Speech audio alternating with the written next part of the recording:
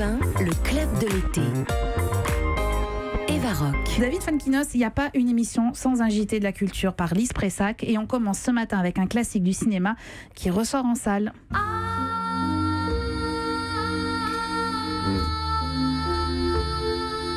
Ça, c'est Bagdad Café, en revanche. Exactement, même si vous n'avez jamais vu ce film sorti en 1988, vous connaissez forcément cette chanson I'm Calling You, interprétée par Jevetta Steele, chanteuse de gospel américaine. Et bien Bagdad Café a 30 ans et ressort en salle à cette occasion. Ce film signé Percy Adlon raconte l'histoire de Jasmine et Brenda. La première débarque dans le motel minable de la seconde et remet sur pied le café.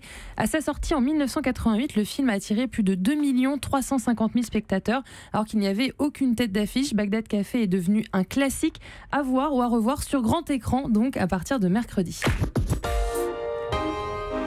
Alors ça devrait faire plaisir à David Fonkinos. Les icônes de la nouvelle vague s'exposent à Paris. Les clichés de Raymond Cochetier et Georges Pierre, deux photographes de cinéma de la nouvelle vague. Pour la première fois, leurs photos sont rassemblées dans une même exposition. Certaines sont inédites. Godard, Truffaut, Chabrol, Resnais, à eux deux, ils ont photographié 95% des films de la nouvelle vague. Les clichés de Raymond Cochetier et Georges Pierre sont à voir à la Galerie Joseph à Paris, dans le 3e. C'est jusqu'au 16 septembre. Et de la musique classique, mais alors dans un lieu plutôt insolite. Oui, en pleine forêt. Voilà. Pour un concert randonné dans les forêts de l'Aigle et de Compiègne dans l'Oise. Depuis 26 ans, le Festival des forêts permet d'allier musique et patrimoine.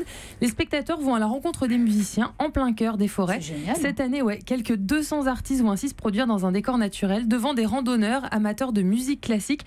Tempête et accalmie, c'est le thème de cette 26e édition qui s'associe cette année au centenaire de la fin de la Grande Guerre. Vous pourrez ainsi randonner en musique dans la clairière de Retonde en forêt de Compiègne, là où fut signé l'armistice du 11 novembre 1918. Et jeudi aura lieu une marche musicale de ressourcement de 3 heures en compagnie d'un musicien. Je crois que vous adorez marcher, David Fonkinos. J'adore marcher, mais plus dans les villes. Ah oui, d'accord. Ah non, pas trop. Pas trop dans les forêts. Pas trop dans les forêts, voilà. Mercredi, il y aura un concert dans le château du Parc d'Aramon avec Carole Beffa et l'ensemble Contraste qui revisite des classiques en version bossa nova ou jazz.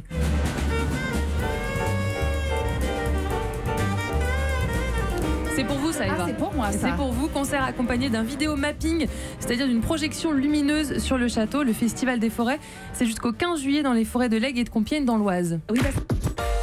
Oui, parce qu'en fait, j'ai oublié de vous dire, David Fonkinos, dans le hasard des rencontres, c'est que je suis fan de jazz aussi. Donc voilà. Donc, vous voyez, on a tellement de points communs. On a trop de choses ensemble. On sait pourquoi il a tellement insisté pour vous inviter. Et il y a un très grand festival de jazz à Nice. 70 ans cette année, et je vous y emmène lundi avec un reportage exclusif dans les coulisses. J'écouterai. Voilà, c'était une petite info que je voulais pas vous donner tout de suite, mais tant pis.